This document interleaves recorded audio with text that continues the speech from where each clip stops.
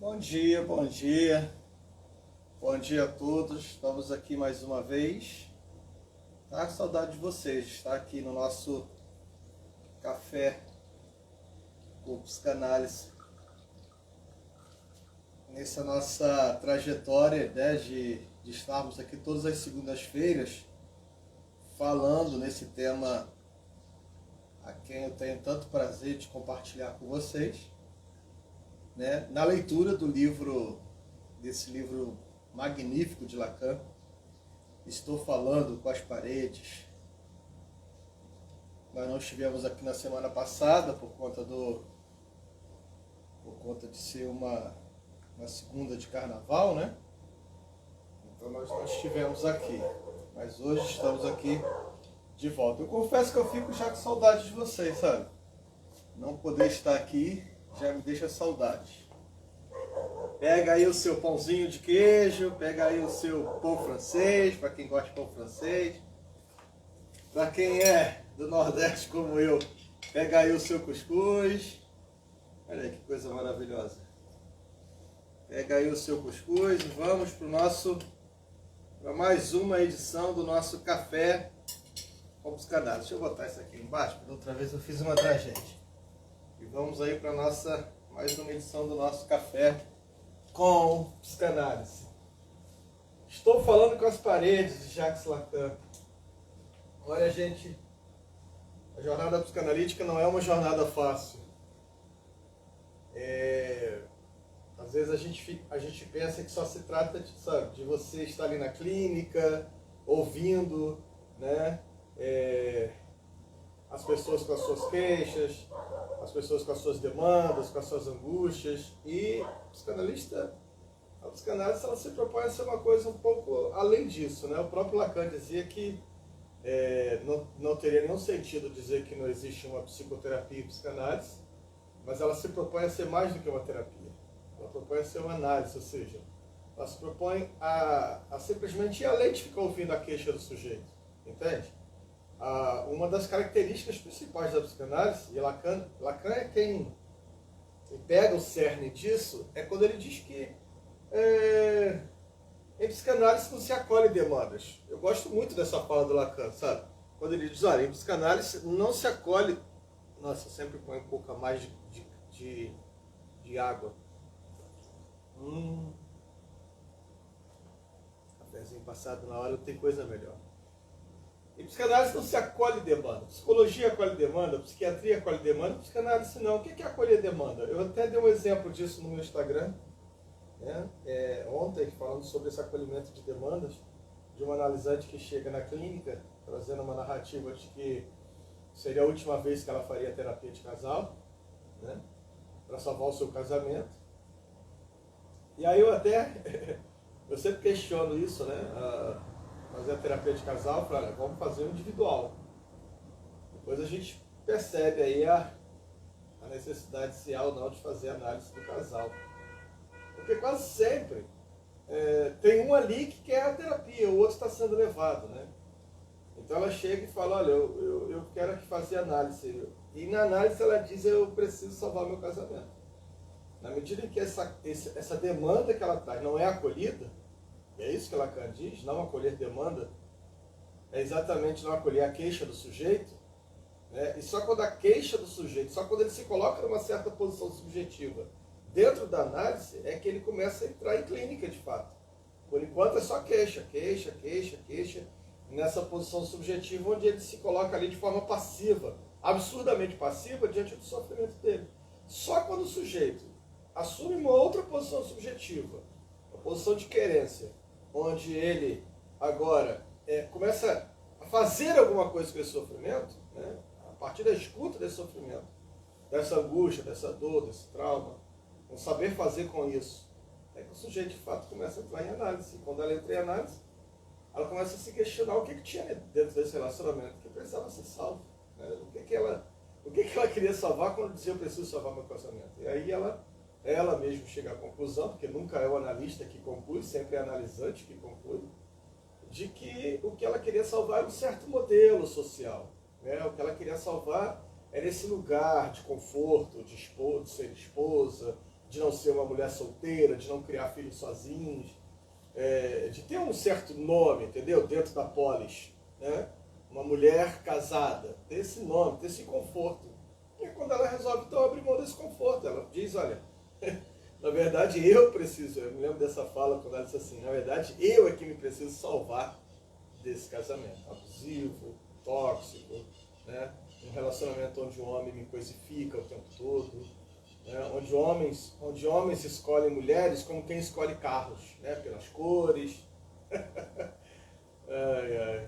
como quem escolhe carro. E tem gente que, né?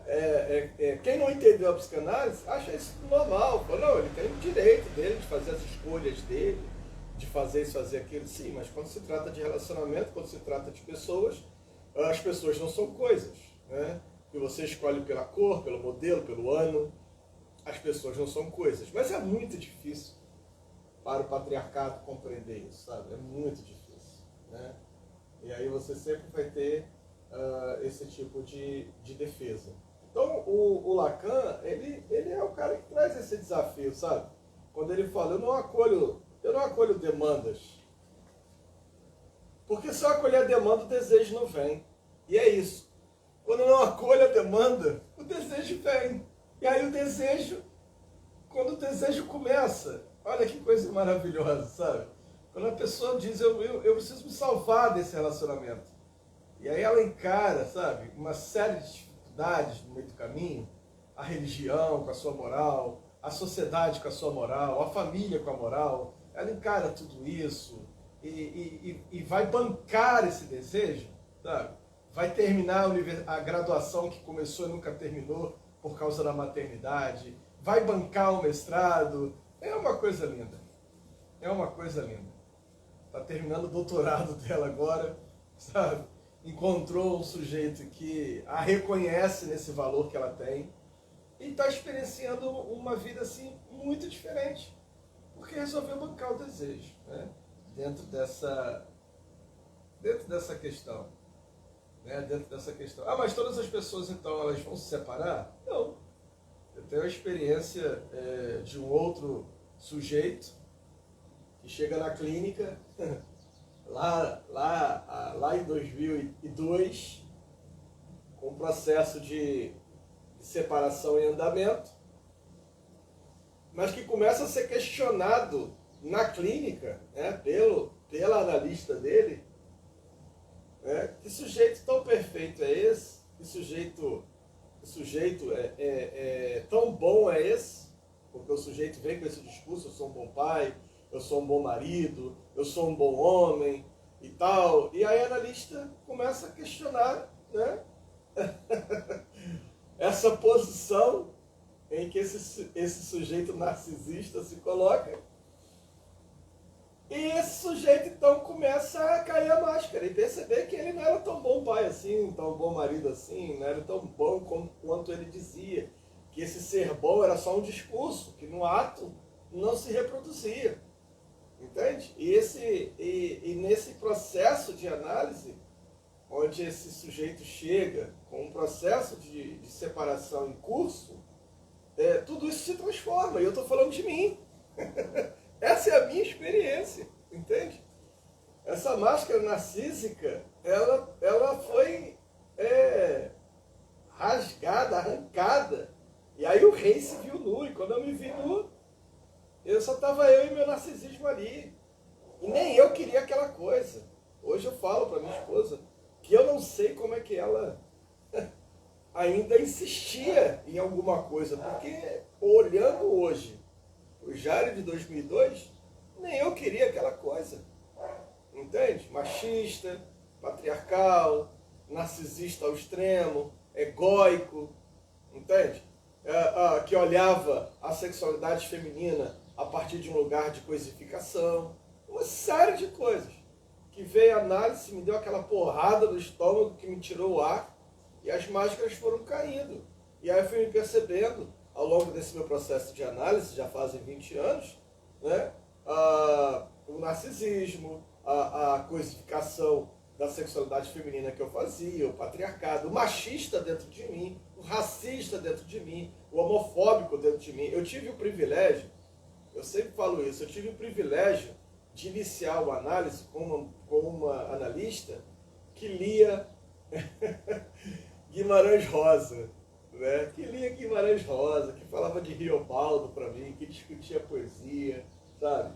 Uma mulher que havia trabalhado as ressignificações dentro dela, e a partir daí impactava a sua clínica, sabe? Que trazia para a clínica as pautas machistas, racistas, homofóbicas.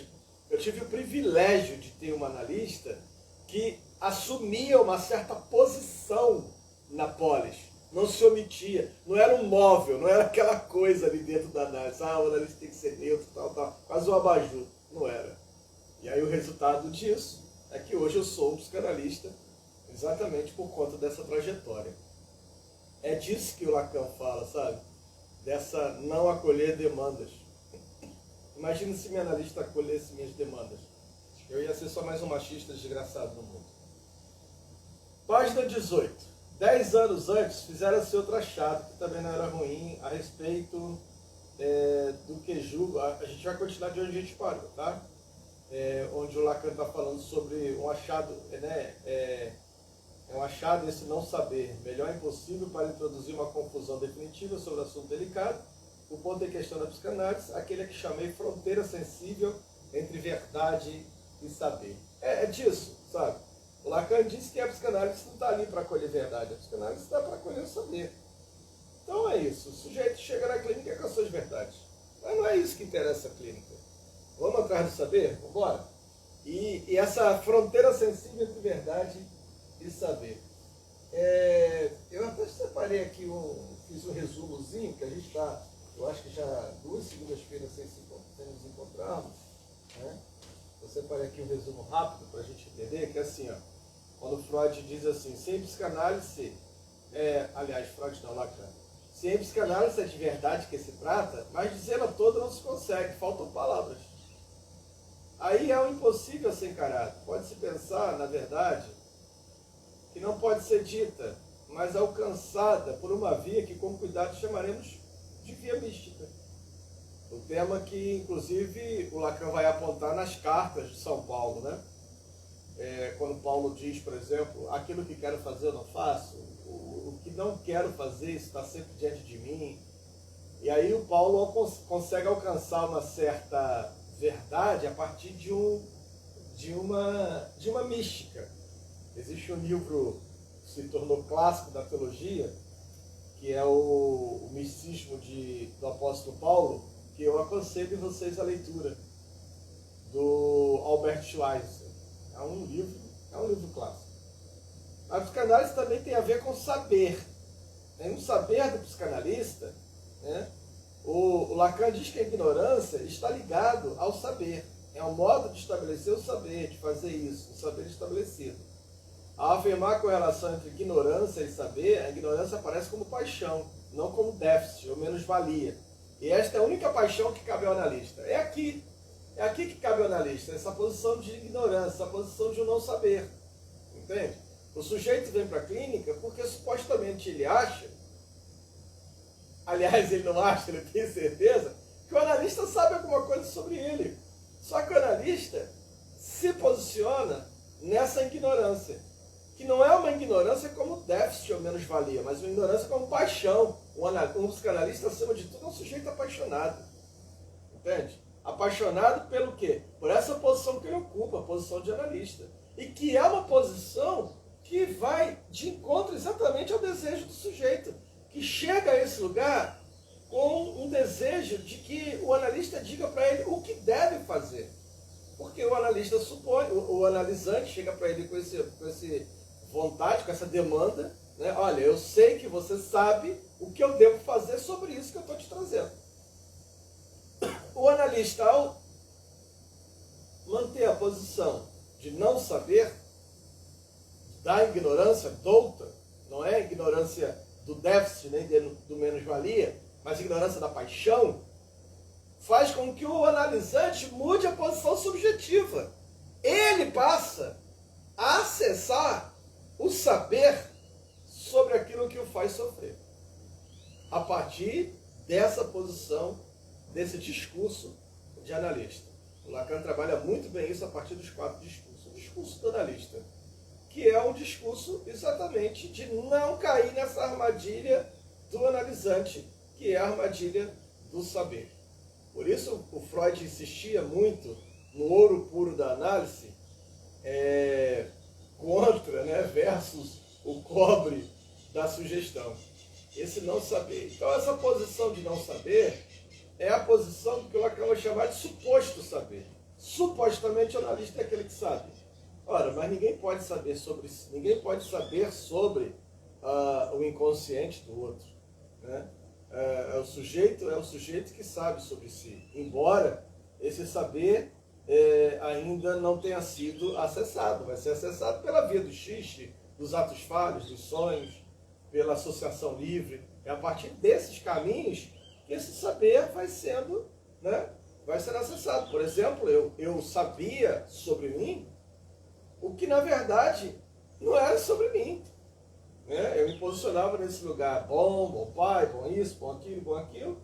E quando eu venho para a análise e busco uma resposta do analista, supondo que ela sabe alguma coisa sobre mim, e ela sustenta o lugar de não saber, isso começa a provocar em mim uma outra mudança.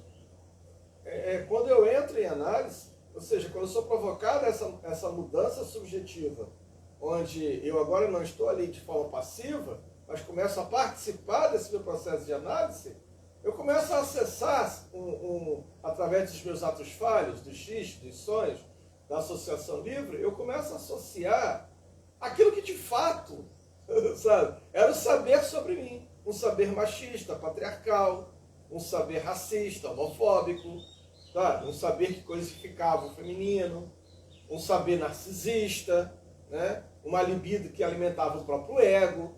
Então, quando eu começo a saber sobre mim, isso, de uma certa forma, me devasta, entende? Ainda bem que eu estava em clínica, porque aquilo me devastou. Aquilo me traz vergonha até hoje, sabe? Isso me traz vergonha até hoje. Não é nada bonito você se descobrir um desgraçado de um machista, sabe? Não é nada bonito você se descobrir, sabe, um agressor. E eu que dizia, nunca bati, nunca levantei a mão para minha mulher, mas levantava a voz, levantava a dúvida, levantava uma série de coisas que fazia minha companheira, minha parceira de vida sofrer. Então, essas questões ainda me causam uma certa dor, no sentido, sabe, de olhar para trás e ver aquele desgraçado. Existe um livro teológico muito, muito gostoso de se ler, que eu recomendo a vocês, que é do... esqueci o nome do autor agora, Menon Brennan, um negócio assim. O impostor que existe dentro de mim. É isso, eu descobri o impostor, sabe? Eu descobri que eu era o impostor. É isso que eu descobri. Procure esse livro, gente, O Impostor Dentro de Mim. É isso que eu descobri, eu era o maldito de um impostor. Nada daquilo que eu dizia que eu era, na verdade, é o que eu fazia. Mas eu gostava de botar essa máscara, como eu gostava. Então a gente está aqui na frente do paradoxo, sabe? A verdade é sempre não toda. E não por acaso há um lugar onde se aloja, em diferentes momentos, os termos dos 4 discursos lacanianos. O saber ligado à ignorância é um termo, é um significante, que circula pelos diferentes lugares. Nestes mesmos 4 discursos, tal como exposto no seminário 17, onde ele vai trabalhar o afeto da psicanálise, né? Em relação à verdade, o Lacan se afasta da definição encontrada na metafísica de Aristóteles, onde ele vai trabalhar a questão da lógica. Em relação à verdade, Lacan vai se afastar. Por que eu gosto tanto de Lacan, embora hajam tantas críticas em relação a Lacan? Porque o Lacan, ele é o cara, para mim, Lacan é o cara, acho que é o único que de fato entendeu Freud. Entendeu? É o único que leu Freud e fala, cara, é isso, ele entendeu Freud. A ruptura que a psicanálise faz com o cartesiano.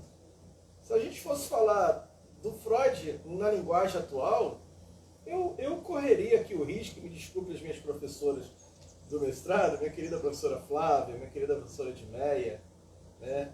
minha querida professora Rosângela, minha professora Malaquias, minha professora Jo, eu correria aqui no risco de falar que o Freud seria uma espécie de uma epistemologia do Sul, ali em plena Viena, entende? O que é uma epistemologia do Sul? Uma ruptura com os modelos, hegemônicos, vamos dizer assim. A psicanálise sabe, até pelo modelo da psicanálise, que é o modelo artesanal, corresponde bem o que Boaventura de Souza Santos vai trabalhar na obra dele, né? A questão das artesanias como modelo de ruptura dentro das sociologias das ausências. Então é disso, eu acho que a psicanálise cai dentro disso, sabe? Desculpe meus amigos, professores, você está fazendo essa comparação, né? Porque são tempos históricos diferentes, mas é a psicanálise uma ruptura com um certo modelo hegemônico na sociedade vienense, na sociedade ocidental. É a psicanálise um produto do Ocidente, claro, né? A psicanálise é um produto do Ocidente, que é pensada a partir e dentro de um modelo patriarcal. Freud não esconde isso. Numa carta a Adler, o Freud chega a dizer: eu sou todo totem e tabu. Né? E ele mesmo se denominava o pai da horda. Né? Ele mesmo se denominava, o próprio Freud se denominava: eu sou o pai da horda. A horda a qual ele se referia ali é a horda psicanalítica. Né? Há um certo modelo patriarcal em Freud? Claro que há, não tem como negar isso. Daí a ênfase freudiana no falo, no pênis, nesses modelos todos que, né, fizeram gerar bons debates dentro do modelo feminista. Agora, o interessante é que todas as mulheres, praticamente todas as mulheres que foram ser analistas do Freud, todas elas, de uma certa forma, acabam se tornando feministas. Eu estava lendo esses dias sobre isso e eu falei, cara, que instrumental fantástico é esse a psicanálise, sabe? Essas mulheres não voltam a ser, sabe, aquelas donas de casas passivas. Cara, passou pelo Freud, Sabrina Spielring. A mulher vai abrir uma instituição lá na Rússia, vai morrer em pleno ato analítico. A Madame Bovary, aí, já o ato falha aqui da Madame Bovary. Na verdade, eu estou falando aqui da Madame Bonaparte, né? A Marie Bonaparte, quer dizer, todas essas mulheres, quando encontraram-se com Freud, se potencializaram num nível absurdo. A própria Melanie Klein, nem ensino médio a mulher tinha. Olha o absurdo que se torna a Melanie Klein. Por quê? Porque a psicanálise tem essa coisa de potencializar a mulher. Eu não consigo entender uma mulher que se encontra com a psicanálise, se esbarra na psicanálise e continua na sustentação do modelo hegemônico, que continua parcimonial, que continua se sujeitando ao patriarcado, que continua na posição passiva, sabe? E reproduzindo esse discurso de dominação, de submissão. Só consegue se manter nessa posição a partir de uma posição subjetiva. E essa posição é uma posição religiosa.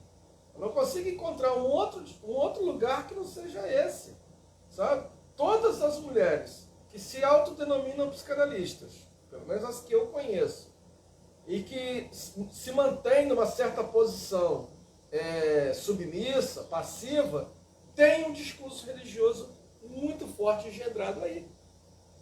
Então, veja que a posição psicanalítica é uma posição muito crítica. É por isso que o Freud vai dizer que a psicanálise separa todos, mas nem todos são para a psicanálise. Entende?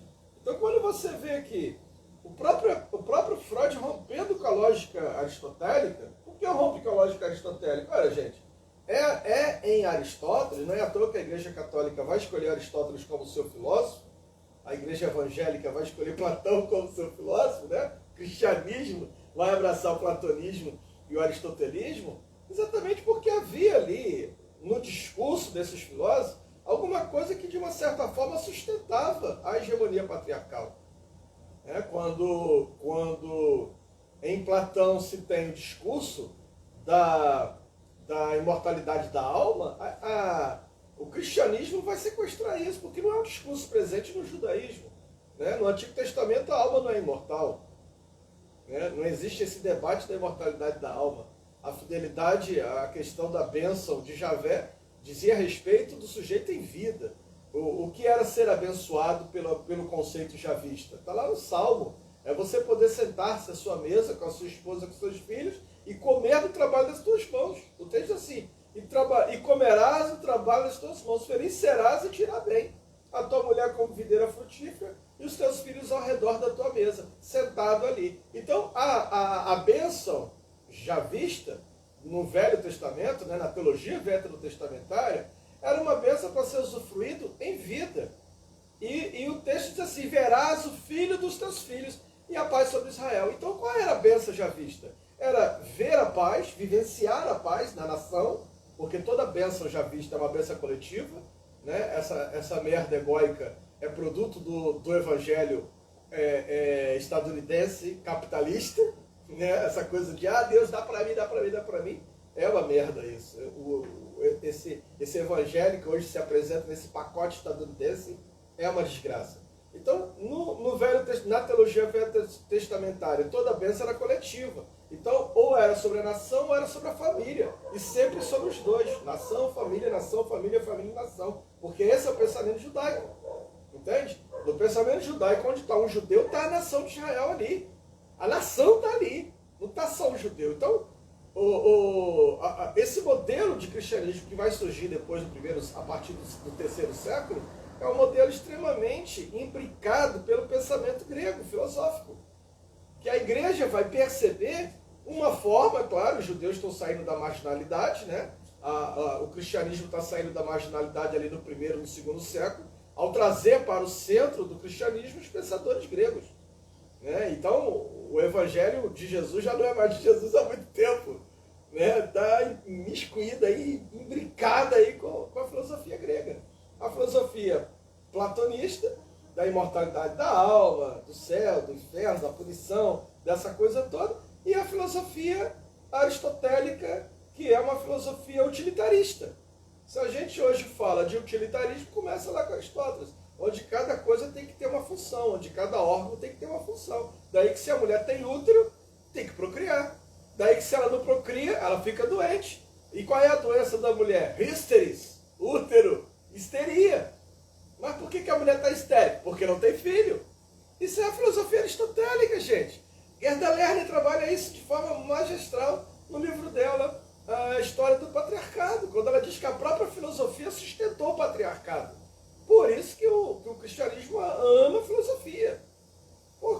Principalmente a filosofia grega, porque o patriarcado está ali, alicerçado, sabe? Quase todos os malditos machistas adoram a filosofia grega. Veja aí, por exemplo, o próprio caso da escola da filosofia do Olavo de Carvalho, que é toda ela pautada no modelo aristotélico. Tenho vários amigos que fizeram a filosofia, estudaram filosofia com essa escola malvada, com essa escola horrível, e uma filosofia do patriarcado, sabe, quase como religião. Quase como religião. Um dos grandes discípulos aí do Olavo de Carvalho, aqui no Brasil, não vou dizer o nome dele, é claro, para não dar ibope desnecessário, o cara médico, psiquiatra, sabe, esposa médica, 7 filhos, católico roxo, olavista ao extremo,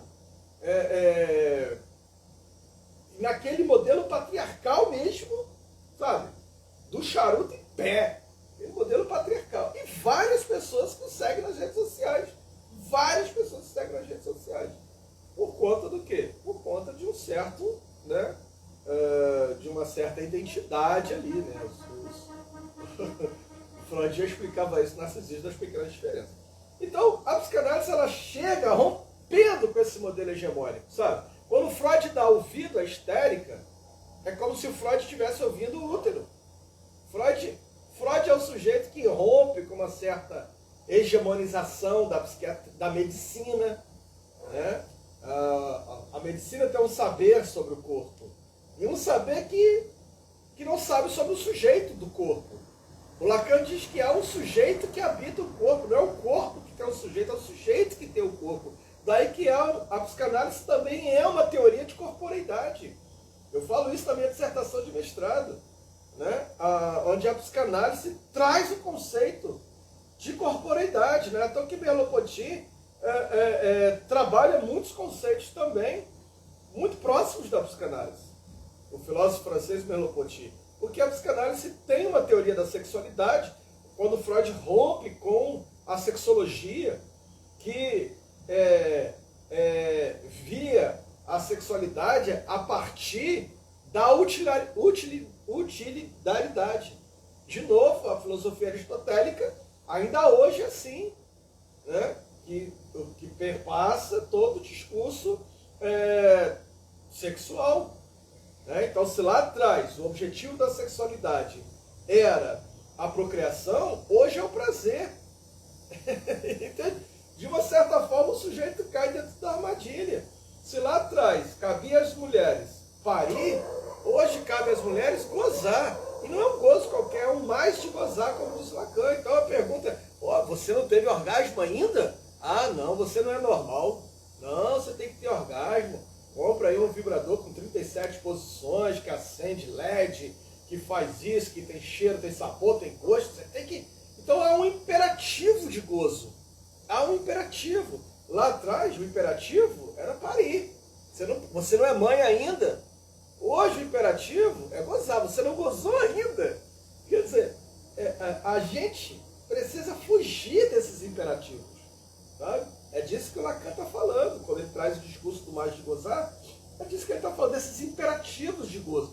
E todo imperativo, de uma certa forma, ele exclui a alteridade. O outro deixa de ser um sujeito ali. O outro passa a ser uma coisa que tem um determinado fim, que tem uma determinada utilidade. Alguém me perguntou assim para mim, uma menina ia se casar esses dias, e aí mandou uma mensagem para mim assim, Jair, você é casado, né? Eu falei, sou. Ela falou assim, casamento é bom? Então eu falei, vai depender do conceito de bom que você tem. Qual é o conceito de bom? Você nunca vai ter conflitos, você nunca vai ter dúvidas, você nunca vai entrar em crise? Bom, se é isso que é o conceito de bom, então o casamento não é bom. Porque o casamento, para ser bom, precisa colocar você em crise, precisa colocar você em conflito, precisa colocar você em dúvida. É preciso que tenha essas coisas. Entende? É preciso que de vez em quando você se questione, será que eu estou no... É esse mesmo o propósito? Entende? Você vai se validando dentro desse processo. Porque eu não estou com uma coisa do meu lado, eu não estou aqui com um banco do meu lado, eu não estou aqui com um carro que eu comprei do meu lado, eu estou com um outro que implica na minha alteridade também, um outro que também tem a sua própria alteridade, um outro que eu diga assim, vamos ter um gato, ela fala, não, eu quero um cachorro. E aí? Aí a gente tem o gato e o cachorro. Um outro que eu digo assim, poxa, eu queria, nesse nosso aniversário de casamento, eu queria fazer isso. E a outra fala, não, eu pensei nisso, a outra coisa, a gente tem que entrar no acordo. Porque não, esse acordo é a implicação do diálogo, mas só há diálogo onde há um outro que inclusive me castra, um outro que inclusive me barra. Eu sou apaixonado pelo meu casamento, porque eu tenho um outro que me castra o tempo todo, que me barra o tempo todo, que implica que há alguém ali com o seu querer, com a sua volição, com o seu desejo também. E eu também estou implicado nisso. Agora, se o que eu quero é um modelo, é um móvel, né? Ó, eu quero uma mulher de 55 quilos, 1,60 m, sem estria, sem ruga. O que eu quero é uma coisa. Entende? É uma coisa. Eu conheci uma menina de 20 anos de idade, mas eu também tinha 20 anos de idade. Né? Hoje eu tenho 45, a minha menina tem 43 anos de idade. Linda, maravilhosa, com todo o auge dos seus 43 anos de idade. Agora, se eu sou aquele cara aos 45, ainda sou aquele de 20, que quero sem estria, sem isso, sem aquilo, sem não sei o que, com uma lista, eu não quero uma mulher, eu quero uma coisa, eu quero um objeto. Entende? E aí as pessoas me perguntam assim, mas e a liberdade que o cara tem de escolher o que ele deseja? Toda a liberdade. Para comprar o carro, a bicicleta, comprar qualquer objeto. Agora, quando se trata de um outro, meu amigo, pega essa tua lista maldita e rasga. Porque o outro não é uma coisa. Mas é muito difícil para a galera patriarcal, machista compreender isso. É muito difícil, muito difícil. Por isso a psicanálise não é para todo mundo. Mas a psicanálise entrou na moda, gente. Entende? E é isso que o Lacan vai dizer, a psicanálise entrou na moda. As pessoas estão aí portando carteirinhas de psicanalista, abrindo consultório. A psicanálise está na moda. Sabe? Todo mundo agora é psicanalista. Agora, como é que eu sei? As pessoas falam, já, como é que eu sei? Vê o ato, vê a prática. Tem um discurso machista ali, tem um discurso capitalista ali, tem um discurso patriarcal ali, o que você está fazendo ali?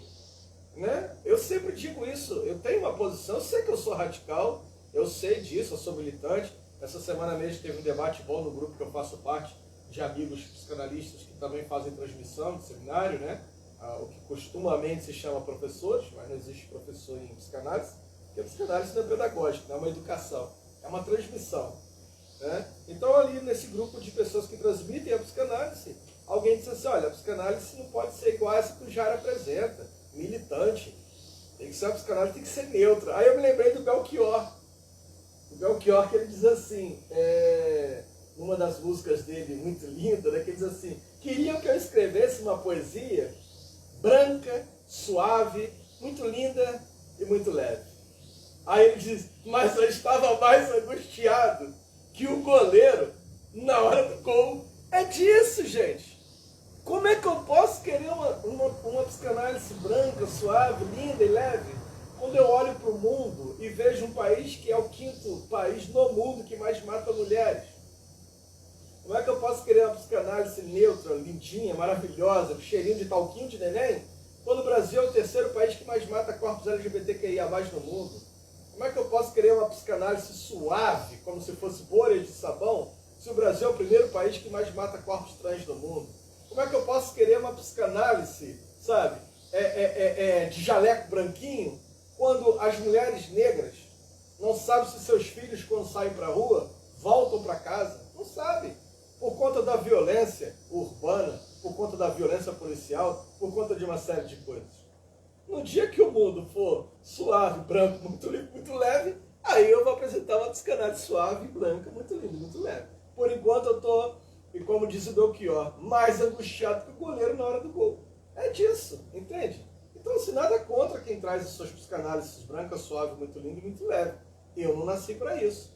Eu estou implicado na polis, eu estou implicado no laço social. Eu sei que o patriarcado, o machismo, a homofobia, o racismo, eu sei que essas coisas são estruturantes, eu sei que elas atravessam o sujeito no seu inconsciente. O sujeito é racista e nem sabe que é racista. Diz que não é racista, o sujeito chega a dizer, não, eu não sou racista. Inclusive, eu tenho uma empregada que é pretinha. Eu não sou racista, entende? A minha empregada é preta. Não, eu não sou machista. Eu não sou machista, inclusive já paguei cirurgia para minha esposa fazer ninfoplastia, botar silicone no seio, silicone no bumbum, mudar o rosto dela, mas eu não sou machista, entende? Eu estou aqui recalchutando a minha esposa como quem recalchuta um carro. Mas eu não sou machista, ao contrário, estou dando essa oportunidade para ela ficar linda e maravilhosa. Quer dizer, e falou o cara que está ali, né? Careca, às vezes barrigudo, enfim. Mesmo que não seja, está ali naquele padrão, no corpinho dele, gastando sua academia, coisa toda, né? Naquele amor narcísico maneiro que a gente vê na academia. Então, esses modelos, né? O Lacan vai dizer, cada um goza da sua forma. O escravo também goza desse lugar de escravo. É dessa posição de escravo que eu escolhi não gozar mais. Então, é uma psicanálise que assusta? Claro que é. Todas as vezes que alguém me procura para fazer terapia comigo, a primeira coisa que eu peço para a pessoa é olhar o meu Instagram. Eu falo, você conhece meu trabalho? Ah, alguém te indicou e tal. Então façam um favor para mim. Conheça o meu trabalho, dá uma olhada no meu Instagram. Olha, batata. É batata. Hoje eu tenho esse grupo de psicólogos, canalistas. Isso a maioria é mulher, só tem 3 homens ali. Meu querido amigo Marcelo Alves, meu querido amigo Ronald Lopes, meu querido amigo Enéas. 3 homens. O restante são todas mulheres. Aí eu até brinco com as mulheres. 3 homens que resistem. Porque outros já passaram e já foram embora. Porque não dá, em algum momento o patriarcado vai gritar. Entende? Em algum momento o machismo vai gritar, vai aparecer. Porque esse é um compromisso que eu tenho com a ética. Esse é um compromisso que eu tenho. Eu tenho um compromisso de trazer essas pautas para a minha clínica. Eu penso numa clínica antirracista, eu penso numa clínica que pense para além do capital, eu penso numa clínica que não seja aliada do grande capital, que não seja aliada do patriarcado, que não seja aliada da colonialidade. Eu penso nessa clínica. Nada contra aqueles que pensam diferente. Então, o Lacan ele vai trazendo que, sabe, que ele se afasta da metafísica aristotélica, que ele se afasta disso. É uma ruptura com o cartesiano. Se o cartesiano é linear, a psicanálise não é linear. Se o cartesiano trabalha no tempo linear, a psicanálise trabalha no tempo lógico, um outro tempo, um outro modelo. Se a terapia, a psicologia funciona no discurso, a psicanálise funciona no contra-discurso. Olha o pão chegando aí. Na linguagem comum, o sentido da palavra verdade é da conformidade aos fatos, definição que se questionada através dos séculos foi sempre encarada como ponto de partida. Por exemplo, no dicionário de Oxford, que se introduziu nos últimos anos, a pós-verdade, substantivo que se relaciona ou denota circunstâncias nos quais fatos objetivos têm menos influência em moldar a opinião pública do que apelos à emoção e crenças pessoais. É a partir da pós-verdade que a gente tem hoje a disseminação da fake news. É a partir disso que o Humberto Eco vai dizer que a rede social deu voz aos imbecis. Hoje todo mundo está apostado aí de uma pós-verdade. Entende? Não é mais os fatos objetivos que influenciam as pessoas. Não é mais os fatos objetivos que moldam a opinião pública. Hoje, que molda a opinião pública é a emoção, são as crenças pessoais.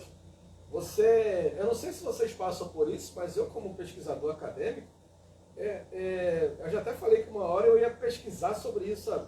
Você vê em qualquer debate, por exemplo, um debate sobre patriarcado. E aí você traz, olha, Gerda Lerner, quer dizer, você cita teórico. Eu não estou citando autor que escreveu um gibizinho, não. Eu estou citando teórico que pesquisou 50, 60 anos esses temas. Aí eu trago Gerda Lerner, aí você traz Simone de Beauvoir, você traz Pierre Bourdieu, você traz vários autores, né? Você traz o Jacques Derrida, você traz o Deleuze, você traz o Foucault, você traz o Diabo a 4.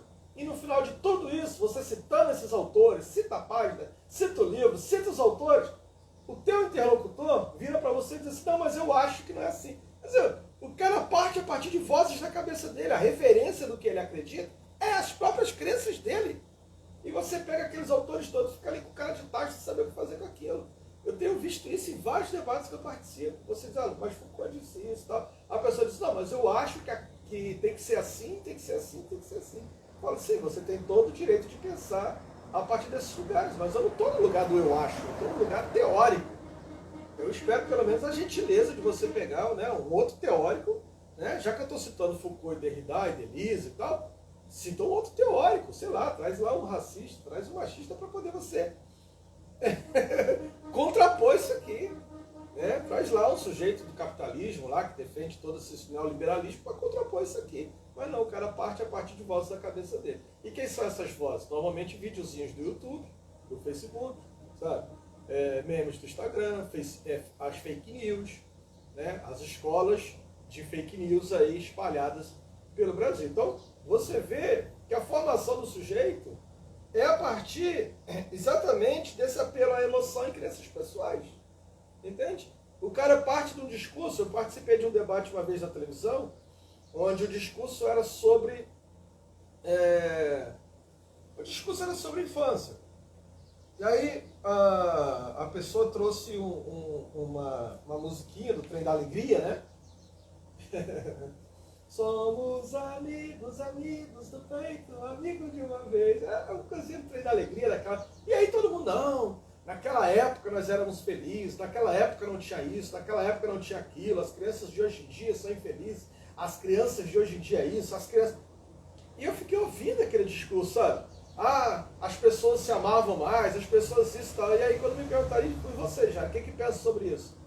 Eu falei, eu penso que naquela época tão quanto hoje. Eu olho para aquela época, a época da minha infância, né? Nasci em 1977, então sou da década de 80. Quando eu olho para aquela época, eu sinto saudade da minha infância. Claro que eu sinto saudade, pô. Criado dentro do sítio da minha avó, comendo fruta de pé, só tinha bicho no quintal, eu era o único neto, o neto mais velho, não tinha mais ninguém. Não tinha criança naquela casa, só tinha adulto naquela casa. As únicas coisas mais próximas de mim eram os animais. Né? Hoje eu sei que a mentalidade de um gato adulto é uma criança de 3 anos de idade. Então eram as crianças com que eu brincava. Os gatos, os cachorros, porco, cabra. Eu tinha bicho ali, a beça ali, meus avós criavam, eram feirantes. E eu dialogava, né? Vamos dizer assim, como criança, eu dialogava com esses animais todos, no sítio, subindo árvore, fazendo a coisa toda. Isso traz um certo saudosismo? Claro que traz. Agora, dizer que as crianças de hoje são mais infelizes, porque não dizer que as crianças hoje são mais felizes, porque não assistiram a Turma do Balão Mágico? Nem o vídeo aguentou aqui. Bom, as crianças eram mais felizes. Não, na verdade a felicidade é a mesma, gente. O que acontecia, o que acontece aqui é que o saudosismo entra, entende? Naquela época havia pedófilos, naquela época a gente estava no término de uma ditadura militar, numa transição terrível, havia desempregos, havia uma série de coisas, tal como acontece hoje em dia. Tal como acontece hoje em dia. E as crianças hoje também brincam, as crianças hoje também são felizes, sabe? As crianças hoje também têm suas músicas, as crianças hoje também têm a sua forma de ser criança. Então é disso que a gente precisa abrir mão, sabe? Desses lugares saudosistas. Então a verdade quanto correspondendo ao objeto designado, verdade quanto intrinsecamente ligada ao referente, já não vem com tanta segurança hoje. Embora não esteja totalmente banida, né, da mente humana. Então, na teoria lacaniana, a verdade é um lugar nos discursos. E no discurso do analista, saber é um termo que entra nesse lugar. No lugar da verdade. Se no discurso do analista o saber está no lugar da verdade, carrega a necessidade de interrogar o que é da verdade numa análise. Afinal, o saber entra nesse lugar. De qual saber falamos? É disso. De qual saber falamos? Obrigado pela presença de cada um de vocês. A gente continua na próxima segunda-feira e eu espero vocês aqui novamente comigo. Obrigado, gente. Muito obrigado.